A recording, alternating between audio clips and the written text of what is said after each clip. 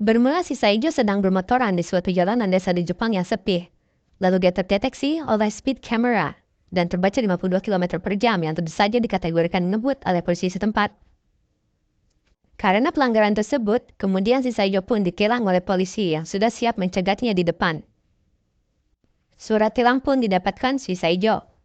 Keesokan harinya, sewaktu istirahat di sekolah, si Saijo pun mengadu kepada teman segengnya. Dia bilang, gak ada yang bisa pelan-pelan di turunan jalan yang sepi itu. Memasang speed kamera di sana adalah sebuah jebakan. Merasa kesal juga, salah satu temannya si Mama Cari punya ide supaya jailin polisinya pakai sepeda karena speed kamera mendeteksi besi-besian dan polisi nggak akan bisa nilang karena sepeda nggak perlu SIM. Rasa idenya sangat brilian. Dia pun bersemangat dan siap untuk menjahili si polisi pas pulang sekolah nanti. Perang dengan polisi akan dimulai. Menganalisa medan perang dengan wajah serius sebagai pemimpin ide gila ini. Kemudian disambut oleh keempat temannya yang lain dari belakang. Siapa sangka ternyata mereka mendapatkan dukungan dari masyarakat setempat. Si Mama Cari pun bersalaman dengan semangat kepada para pendukungnya. Kemudian si Chiba, si ahli navigasi, menyebarkan bendera putih tanda sudah melihat ada mobil yang lewat. Yang artinya instruksi untuk bersiap maju setelah mobil lewat. Dengan kekuatan penuh, semua maju dengan kecepatan tinggi.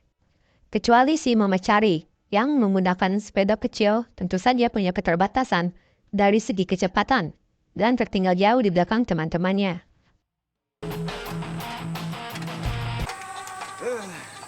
Kemudian si Mama Cari pun melihat dari kejauhan ada polisi yang siap memberhentikan pasukannya di depan. Tapi tentu saja, pasukan tetap maju, tak gentar.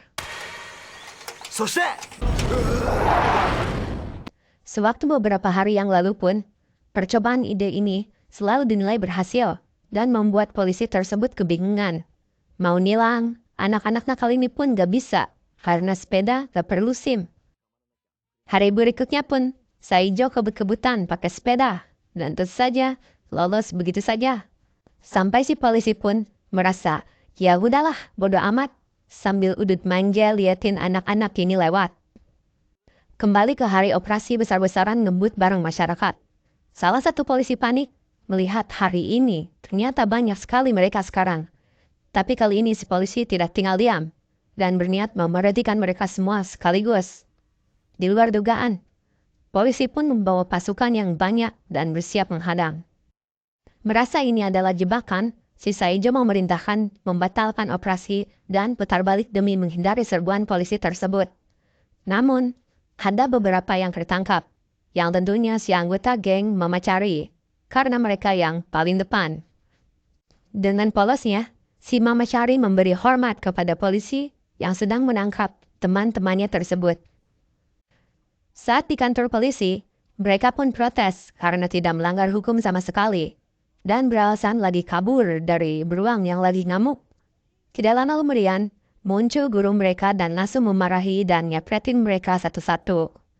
Lalu si polisi menjelaskan bahwa anak-anak ini melanggar batas kecepatan kendaraan dan sepeda termasuk kendaraan juga, maka mereka tetap kena sanksi apabila mengebut.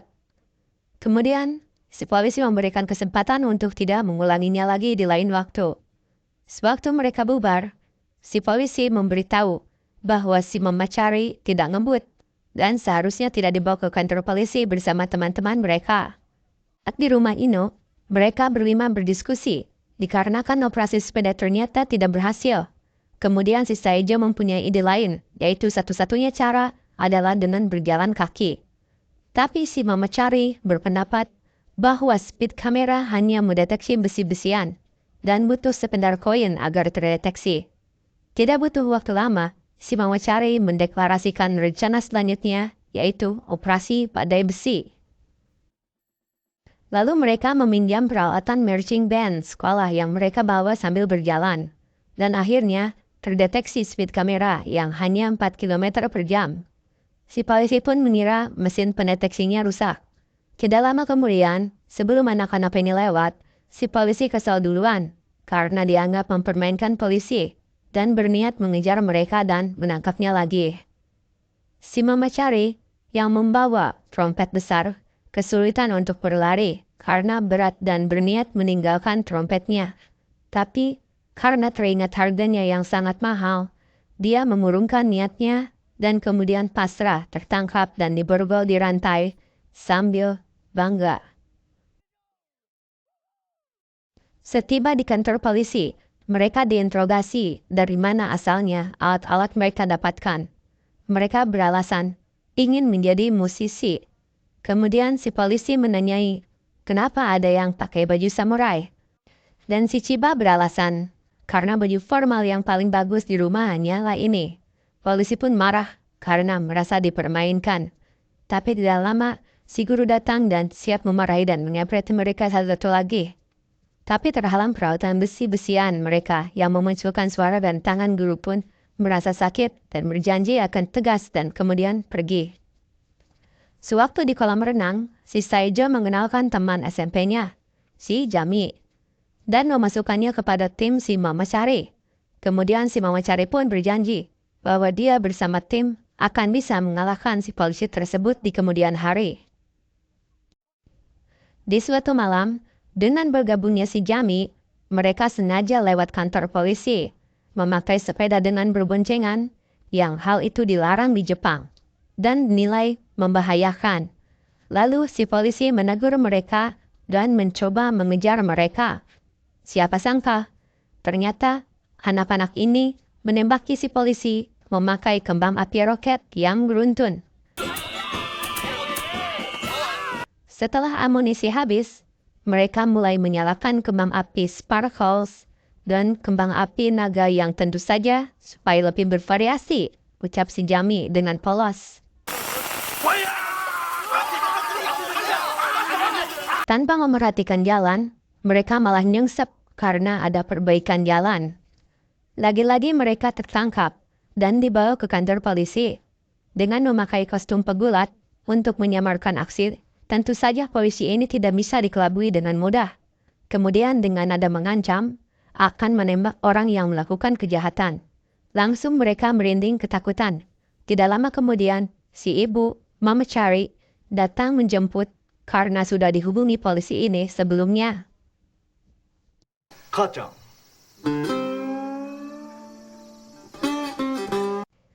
Si ibu pun kecewa karena dipanggil polisi disebabkan hal yang tidak penting yang membuatnya izin dari tempat kerja dan mengurangi gajinya.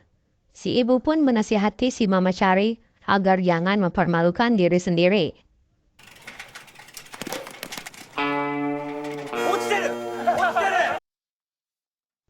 Keesokan harinya, si polisi menghukum anak-anak ini untuk membersihkan kuil.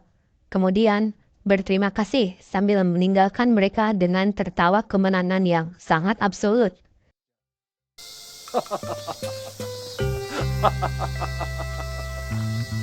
Si Saijo pun kesal. Tapi tidak lama kemudian, si penjaga kuil kembali dan memberikan amplop berisi jimat pelancar melahirkan, sambil berlari kabur dengan cepat.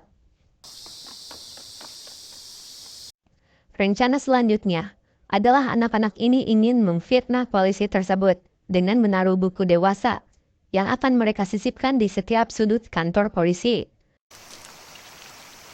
Dengan kompak, mereka menunjuk si Mamachari untuk melakukan aksi ini sendirian. Dengan tegas, si Mamachari pun memberi pidato yang sangat berapi-api dan membangun. Seakan-akan ini adalah misi terakhirnya. Dan dengan semangat 45, si Mamachari mulai menyelundup ke kantor polisi di siang bolong. Dan kebetulan, si polisi sedang bertugas di luar, yang tentu saja memuluskan aksinya tersebut. Tetapi, situasi berkata lain. Ternyata, istri polisi tersebut menangkap basah sewaktu operasi ini hampir berhasil. Pada akhirnya, si Mamachari beralasan dia menemukan buku-buku tersebut di taman dan berniat menyerahkannya kepada polisi. Benar-benar ngeles yang sangat direncanakan dengan matang.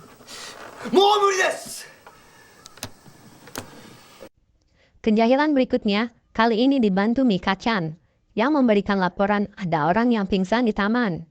Dengan sigap, si polisi pun berlari dengan niat membantu. Tapi ternyata ada jebakan lubang yang besar membuat polisi tersebut jatuh.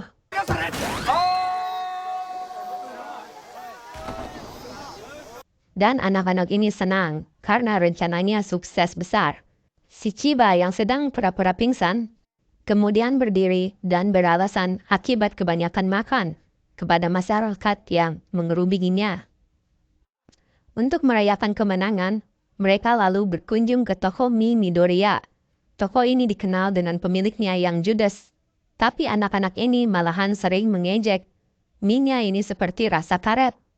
Dengan tanpa rasa curiga, mereka memakan mie yang dihidangkan lebih cepat dari biasanya. Yang ternyata, mie tersebut sudah disiapkan si polisi dengan memberikan banyak cabai merica dan membuat anak-anak ini kepedasan.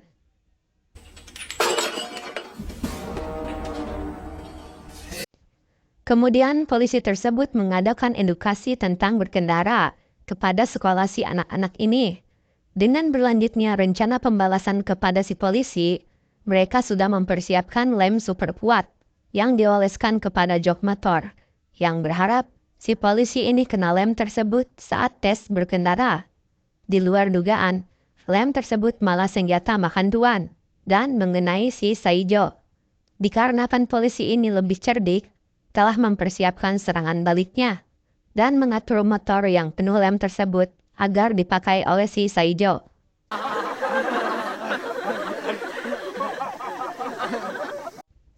Lalu ketika di toko alat elektronik, anak-anak ini berpura-pura ngetes Walkman yang dijual. Awalnya, si penjual mulai curiga, hingga beberapa saat anak-anak lari tanpa sebab dan langsung diteriaki pencuri. Tidak jauh dari lokasi tersebut, kebetulan si polisi mendengar teriakan tersebut dan mulai mengejar anak-anak yang diduga mencuri Walkman tadi. Setelah tertangkap, anak-anak ini membela diri dan mengatakan tidak mencuri apapun. Setelah mencurigai tas yang mereka bawa, polisi pun menyuruh membuka tas tersebut dengan memaksa. Tapi, apa yang ada di dalam tas tersebut adalah kain lap yang super bau. Sehingga, polisi tersebut tersiksa mencium kain lapnya. Setelah itu, si polisi pun mengajak untuk berdamai dan menyudahi pertarungan ini dan menawari traktir makan. Setelah setuju, mereka diajak naik mobil polisi dan melihat pemandangan desa dari atas bukit. Tidak disangka, ternyata si polisi ini bermaksud meninggalkan anak-anak ini dan kabur memakai mobil, sambil tertawa kemenangan yang absolut untuk yang kedua kalinya.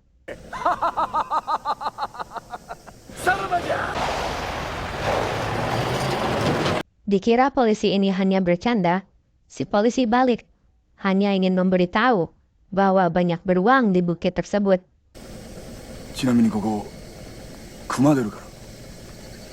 Kemudian tertawa dan kabur beneran. Tetapi saat perjalanan polisi pulang, ternyata anak-anak ini sudah menyiapkan serangan balik dan memasukkan kain lap super bau ke mobilnya. Hingga si polisi tersebut tersiksa akan aroma kain lap tersebut untuk yang kedua kalinya. Begitulah kurang lebih kisah pertarungan geng remaja SMA melawan polisi dengan cara yang cerdas tanpa melawan hukum yang benar-benar fatal. Tapi sukses membuat polisi tersebut kewalahan menghadapi kenakalan remaja yang dilakukan anak-anak ini. Sekian salah satu film Jepang komedi yang menghibur. Semoga bisa memberikan perasaan bahagia buat penonton sekalian. Sampai jumpa di video cerita selanjutnya. 僕たちの卒業式や